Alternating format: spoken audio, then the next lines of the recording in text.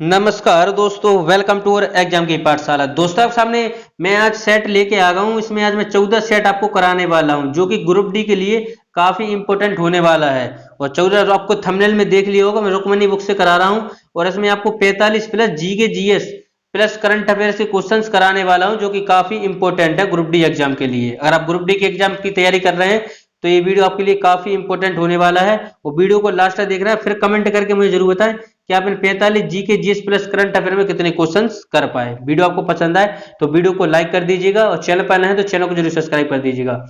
और अगर आपने और भी सेट नहीं देखे तो चैनल की प्लेलिस्ट में जाके डिस्क्रिप्शन में लिंक है, तो वहां से आप और सेट देख सकते हैं। चलिए तो फिर बिना देरी की वीडियो को स्टार्ट करते हैं। पहला क्वेश्चन अपने सामने रहा, इंटर सर्विसेज इंटेलिजेंस आईएसआई किस देश की गुप्तचर संस्थान है? बताइए।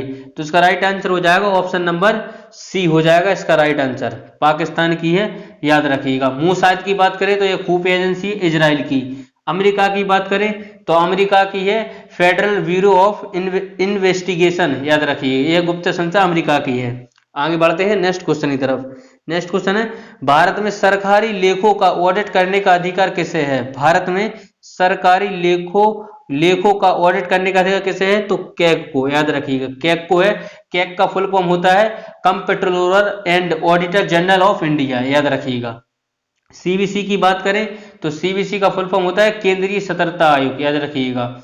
और सीबीसी की स्थापना संथानम समिति की सिफारिश पर 1966 में हुई थी। ये डेट याद रखना है, पूछा जाता है क्वेश्चन।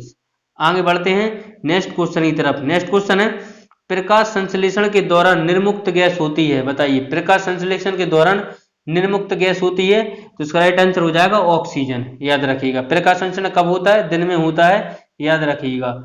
और प्रकाश संश्लेषण में CO2 गैस अवशोषित होता है, याद रखिएगा। चलिए आगे बढ़ते हैं नेक्स्ट क्वेश्चन की तरफ। नेक्स्ट क्वेश्चन है, H2O को आमतौर पर किस नाम से जाना जाता है? H2O को, तो H2O को आमतौर पर जल के नाम से जाना जाता है, याद रखिएगा। और हाइड्रोजन ऑक्सीजन के अनुपात की बात करें, आयतन के अनुसार अनुपात की बात करें तो 2:1 होता है, याद रखिएगा 2:1। चलिए आगे बढ़ते हैं नेक्स्ट क्वेश्चन की तरफ। नेक्स्ट क्वेश्चन है, प्रधानमंत्री नरेंद्र मोदी द्वारा सांसद आदर्श ग्राम योजना प्रारंभ की गई, बताइए। तो इसका राइट आंसर हो जाएगा ऑप्शन नंबर सी, 11 अक्टूबर 2014 को प्रारंभ की गई थी नरेंद्र मोदी जी के द्वारा, याद रखिएगा। आगे बढ़ते हैं नेक्स्ट क्वेश्चन की तरफ। नेक्स्ट क्वेश्चन है, बांग्लादेश की संसद का नाम, बांग्लादेश की संसद का नाम क्या है? तो जातीय संसद है बांग्लादेश की संसद का नाम, याद रखिएगा। जापान की संसद का बात करें तो जापान की संसद है डायड, याद रखिएगा। और नेपाल की संसद की बात करें तो राष्ट्रीय पंचायत, नेपाल की तो राष्ट्रीय पंचायत, याद रखिएगा राष्ट्रीय पंचायत, याद रखिएगा। और पाकिस्तान की बात करें तो नेशनल असेंबली, याद रखिएगा। और नीसेट, तो नीसेट है इजराइल की, याद रखिएगा। तो ये सारी इंपॉर्टेंट है जो मैंने आपको बताया, एग्जाम में 12 रिपीट होती हैं। चलिए आगे बढ़ते हैं। नेक्स्ट क्वेश्चन है अपना, किस मामले में सर्वोच्च न्यायालय ने निर्णय दिया कि संसद संविधान के मौलिक ढांचे में संशोधन नहीं कर सकती? बताइए। तो इसका राइट आंसर हो जाएगा ऑप्शन नंबर ए, याद रख ऑप्शन नंबर डी, याद रखिए केशवानंद भारतीय बानम केरल राज्य का यह मामला है, याद रखिए। कब का मामला है? तो 1973 में हुआ था यह मामला, याद रखिएगा 1973 में केशवा भारती बानम केरल राज्य का मामला। सर्वोच्च न्यायालय में यह निर्णय दिया गया कि संसद का प्रस्ताव सहित संविधान के किसी में भी भंग संशोधित कर सकती है, याद रखिएगा। चलिए आगे बढ़ते हैं नेक्स्ट क्वेश्चन की तरफ। नेक्स्ट क्वेश्चन है अपना, बिच्छू में सांस लेना अंग कौन से? बिच्छू किस सांस से सांस लेता है, किस अंग के द्वारा श्वास लेता है? बताइए। तो इसका राइट आंसर हो जाएगा ऑप्शन नंबर डी, बुंगलस के द्वारा सांस लेता है, बुंगलस के द्वारा, याद रखिएगा। यह सरीसृप वर्ग में श्वसन फेफड़ों द्वारा होता है, याद रखिएगा। पक्षी वर्ग यानी प्राणी में श्वसन गिल्स के द्वारा होता है। पक्षी वर्ग का श्वसन अंग फेफड़ा होता है, याद रखिएगा। सॉरी, मत्स्य वर्ग में गिल्स द्वारा होता है। मछलियां किसकी सहायता से सांस लेती है? गिल्स के द्वारा, याद रखिएगा, यानी कि मत्स्य वर्ग में। बढ़ते हैं आगे नेक्स्ट क्वेश्चन की तरफ। नेक्स्ट क्वेश्चन है, स्कर्वी रोग किस विटामिन की कमी से होता है? बताइए। स्कर्वी रोग किस विटामिन की कमी से होता है? स्कर्वी रोग किस विटामिन की कमी से होता है? विटामिन, जल्दी से बताइए। विटामिन सी की कमी से होता है स्कर्वी, याद रखिएगा। विटामिन सी की बात करें तो इसका रासायनिक सूत्र, एस्कर्बिक एसिड का रासायनिक सूत्र होता है C6H8O6, याद रखिएगा O6, C6H 8 और O6 इसका रासायनिक सूत्र होता है, याद रखिए। विटामिन सी के मुख्य स्रोत क्या हैं? तो नींबू, संतरा, याद रखिएगा, ये विटामिन सी के स्रोत है। सर्वोत्तम स्रोत की बात करें तो आंवला में पाया जाता है, याद रखिएगा। विटामिन के की बात करें तो इसका रासायनिक नाम क्या है? विटामिन के का रासायनिक नाम क्या है? तो फिलोक्विनोन, याद रखिएगा विटामिन के का रासायनिक नाम। यह रक्त का थक्का जमाने में मदद करता है। इसकी खोज किसने की थी? तो विटामिन के की खोज की थी एच डेम के द्वारा, याद रखिएगा। विटामिन ई की बात करें तो विटामिन ई का रासायनिक नाम क्या है? टोकोफेरोल, याद रखिएगा। टोकोफेरोल इसका विटामिन ई का रासायनिक नाम है। यह पत्तीदार, अंकुरित अनाज इत्यादि में पाया जाता है। विटामिन डी की बात करें तो यह सूर्य के प्रकाश में पाया जाता है, सूर्य के प्रकाश से मिलता है, पाया नहीं जाता है, सूर्य के प्रकाश से मिलता है, याद रखिएगा। इसका रासायनिक नाम क्या है? तो कैल्सीफेरॉल, याद रखिएगा। यह बच्चों में इसकी कमी से रिकेट्स बीमारी होती है, याद रखिएगा। और बैक्सों में इसकी कमी से ऑस्टोमलेशिया होता है, याद रखिएगा। तो ये कुछ इंपोर्टेंट क्वेश्चन थे जो मैंने आपको बताया, इनको याद रखना है। आगे बढ़ते हैं नेक्स्ट क्वेश्चन की तरफ। नेक्स्ट क्वेश्चन है ग्लूकोज। ग्लूकोज का ग्लाइकोजन में परिवर्तन यकृत में होता है और इसका संग्रह होता है, बताइए। तो 13 का राइट आंसर हो जाएगा ऑप्शन नंबर सी, यकृत तथा पेशियों में होता है इसका संग्रह। यकृत यह विषैले पदार्थ को विषहीन बनाता है, याद रखिएगा। इसमें यूरिया का निर्माण होता है, याद रखिएगा। चलिए आगे बढ़ते हैं, याद रखिए। यकृत सबसे बड़ा बहिस्रावी ग्रंथि है, याद रखिएगा। ये भी क्वेश्चन एग्जाम में पूछा जाता है। नेक्स्ट क्वेश्चन है निम्नलिखित में से किसके संश्लेषण के लिए कोलेस्ट्रॉल आवश्यक है, बताइए। तो 14 का राइट आंसर हो जाएगा ऑप्शन नंबर बी, याद रखिएगा, एस्ट्राडियोल, याद रखिएगा, एस्ट्राडियोल, याद रखिएगा। इंसुलिन की बात करें तो इंसुलिन का निर्माण अग्नाशय से होता है। इसकी कमी के, याद रखिएगा, डायबिटीज होता है, याद रखिएगा। चलिए आगे बढ़ते हैं नेक्स्ट क्वेश्चन की तरफ। नेक्स्ट क्वेश्चन है अपना सेना को मजबूत करने के लिए मनसबदारी प्रथा किसके द्वारा शुरू की गई थी, बताइए। मनसबदारी प्रथा किसके द्वारा शुरू की गई थी सेना को मजबूत करने के लिए? तो इसका राइट आंसर हो जाएगा अकबर के द्वारा शुरू की गई थी। मनसबदारी प्रथा कब शुरू की गई थी? तो 1574 में, याद रखिएगा। 1574 में शुरू की गई थी मनसबदारी प्रथा, याद रखिएगा, मनसबदारी प्रथा। और मनसबदारी प्रथा का मुगल प्रशासक की रीढ़ थी, याद रखिएगा। आगे बढ़ते हैं नेक्स्ट क्वेश्चन की तरफ। नेक्स्ट क्वेश्चन है अपना, नेक्स्ट क्वेश्चन है 80 केजी द्रव्यमान का एक व्यक्ति 240 न्यूटन बल से दौड़ता है तो उसका त्वरण डैश होना चाहिए। तो इसका राइट आंसर, फॉर्मूला याद रखिएगा, इसका त्वरण बराबर होता है बल बटे द्रव्यमान, याद रखिएगा। तो द्रव्यमान कितना है? तो 240 द्रव्यमान है, याद रखिएगा। बल 200 न्यूटन 240 का लग रहा है, बल कितना है? 80। बस इससे भाग देंगे तो 8 3 24, यानी 3 मीटर पर सेकंड स्क्वायर इसका राइट आंसर हो जाएगा, याद रखिएगा। आगे बढ़ते हैं नेक्स्ट क्वेश्चन की तरफ। नेक्स्ट क्वेश्चन है सर्वाधिक आधात भरता यानी कि मेलेबल धातु कौन सी है, बताइए। तो इसका राइट आंसर हो जाएगा ऑप्शन नंबर डी, सोना, याद रखिएगा। सोना की बात करें तो यह मुक्त अवस्थाएं पाई जाने वाली धातु है, याद रखिएगा। सोना सबसे अधिक अपक्रियशील धातु है, याद रखिएगा। और प्लेटिनम की बात करें तो प्लेटिनम को सफेद सोना कहा जाता है, याद रखिएगा। चांदी विद्युत का सबसे अच्छा सुचालक है, याद रखिएगा। टाइटेनियम को रणनीतिक धातु कहा जाता है, याद रखिएगा। ये इंपॉर्टेंट क्वेश्चन है जो आपको याद रखना है। आगे बढ़ते हैं नेक्स्ट क्वेश्चन की तरफ। नेक्स्ट क्वेश्चन है हुमायूं द्वारा लड़े गए 4 प्रमुख युद्धों का तिथि अनुसार सही क्रम अंकित करें। युद्धों के नाम नीचे अंकित हैं। तो इसका राइट आंसर हो जाएगा ऑप्शन नंबर डी, याद रखिएगा। दोहरिया, चौसा, कन्नौज और सरहिंद, यह युद्ध है, याद रखिएगा। चलिए आगे बढ़ते हैं नेक्स्ट क्वेश्चन की तरफ। नेक्स्ट क्वेश्चन है मानव शरीर में सर्वाधिक मात्रा में पाए जाने वाला तत्व, बताइए। मानव शरीर में सर्वाधिक मात्रा में पाए जाने वाला तत्व कौन सा है? तो इसका राइट आंसर हो जाएगा ऑक्सीजन, ऑप्शन नंबर डी इसका राइट आंसर हो जाएगा। आगे बढ़ते हैं नेक्स्ट क्वेश्चन की तरफ। नेक्स्ट क्वेश्चन है मुगल शासक अकबर का जन्म कहाँ हुआ था, बताइए। मुगल शासक अकबर का जन्म डैश में हुआ था। तो इसका राइट आंसर हो जाएगा अकबर का जन्म कहाँ हुआ था? तो अमरकोट, याद रखिएगा। अमरकोट में हुआ था। कब हुआ था? तो 15 अक्टूबर, याद रखिएगा। 15 अक्टूबर 1542 में, याद रखिएगा। 15 अक्टूबर 1542 में हुआ था अकबर का जन्म, याद रखिएगा। अकबर की माता का नाम हमीदा बानो बेगम था, याद रखिएगा। और अमरकोट राज्य जम्मू कश्मीर में उपस्थित क्षेत्र है, याद रखिएगा। तो ये थे कुछ इंपोर्टेंट फैक्ट्स जो मैंने आपको बताया, याद रखना है। नेक्स्ट क्वेश्चन है ध्वनि ध्वनि की प्रबलता का निर्धारण डैश के द्वारा होता है। बताइए, ध्वनि की प्रबलता का निर्धारण डैश के द्वारा होता है। तो इसका राइट आंसर हो जाएगा आयाम से करते हैं ध्वनि की निर्धारण। याद रखिए, प्रबलता का निर्धारण आयाम से करते हैं।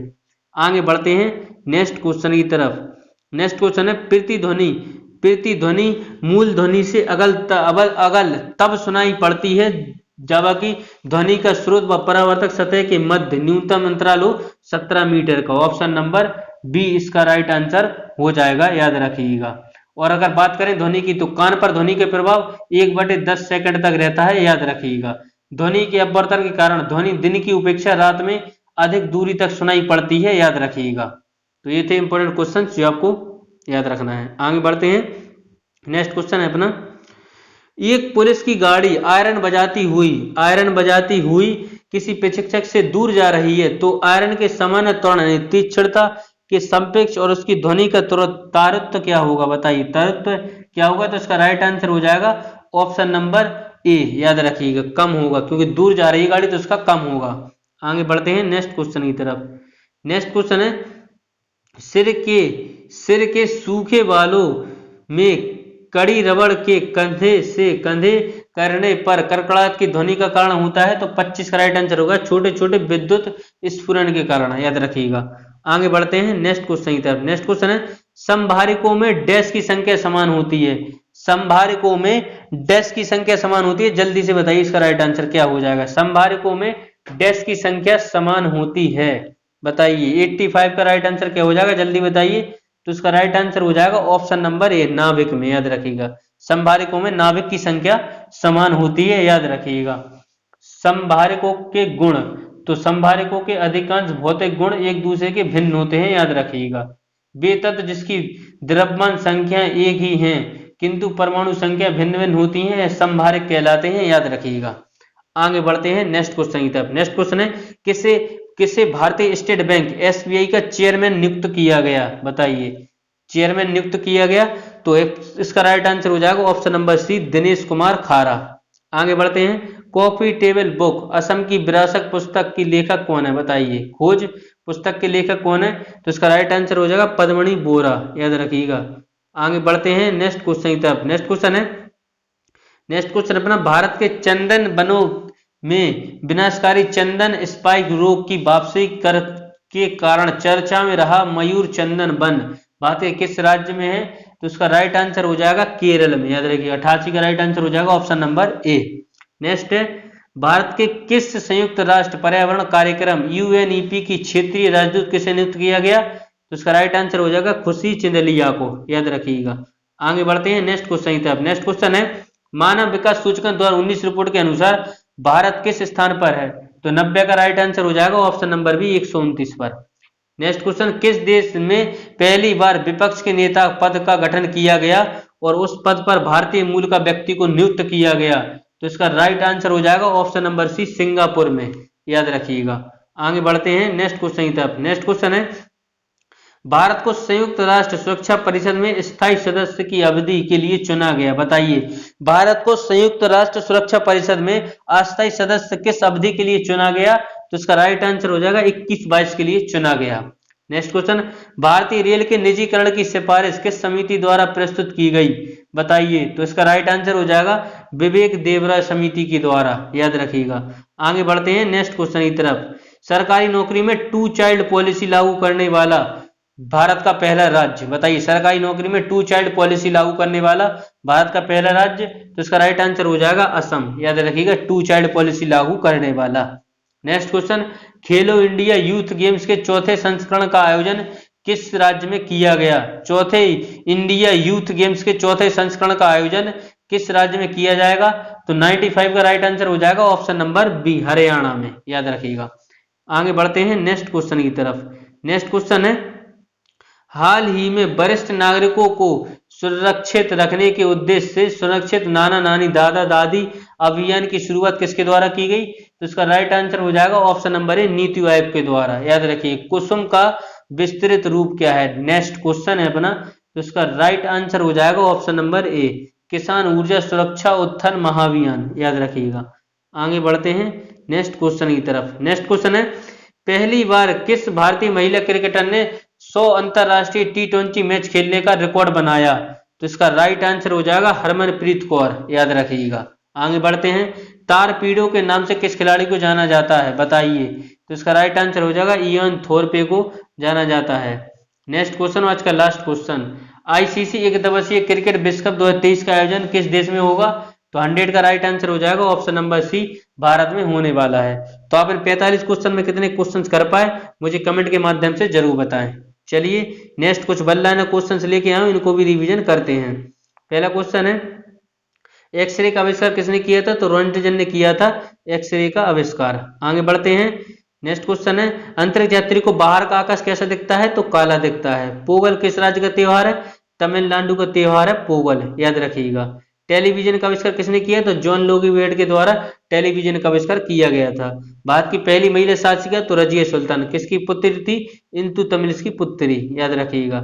मछली किसकी सहायता से सांस लेती है? तो गलफड़े यानी कि गिल्स के द्वारा। मत्स्य वर्ग जितने भी आते हैं वे सारे गलफड़ों के द्वारा सांस लेते हैं, याद रखिए। पक्षी वर्ग में, तो पक्षी वर्ग में लेते हैं फेफड़ों के द्वारा, याद रखिएगा।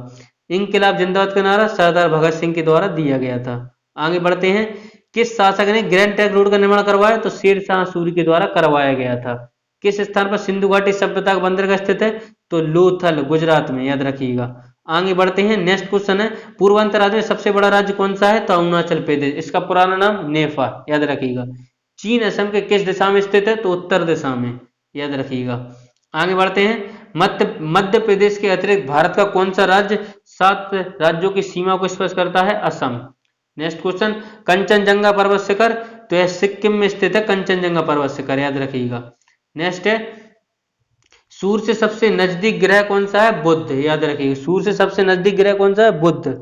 पूर्वांचल सीमांत रेलवे का मुख्यालय कहाँ है? तो मालीगांव में है, याद रखिएगा। और घरेलू उपयोग में पाए जाने वाली चीनी में क्या पाया जाता है? सुक्रोज पाया जाता है, याद रखिएगा। चलिए, तो ये थे आपके कुछ वन लाइनर क्वेश्चंस। आपको वीडियो कैसा लगा कमेंट के माध्यम से मुझे जरूर बताएं। अगर आपको वन लाइनर क्वेश्चंस अच्छे लगे तो वीडियो को जरूर शेयर करें, पसंद आए तो वीडियो को एक लाइक जरूर करें, और अगर चैनल पर नए हैं तो प्लीज चैनल को जरूर सब्सक्राइब करें, बेल आइकन को ऑल जरूर प्रेस करें। वीडियो को स्टडी ग्रुप में शेयर भी कर सकते हैं अपने फ्रेंडों के साथ। तो मिलते हैं अगली वीडियो में। अगर पीडीएफ चाहते हैं तो पीडीएफ के लिए डिस्क्रिप्शन में लिंक है, या लोगो देखकर टेलीग्राम पर सर्च करें एग्जाम की पाठशाला पीडीएफ। आपको ये लोगो देख के ज्वाइन हो जाना है, बाएं का पीडीएफ मिलने वाला है सेट के, और भी मैंने सब सेट के वहां पर पीडीएफ डाल रखे हैं, और भी बुक वहां पर अवेलेबल है। चलिए तो फिर मिलते हैं अगली वीडियो में। इसके साथ जय हिंद, जय भारत दोस्तों।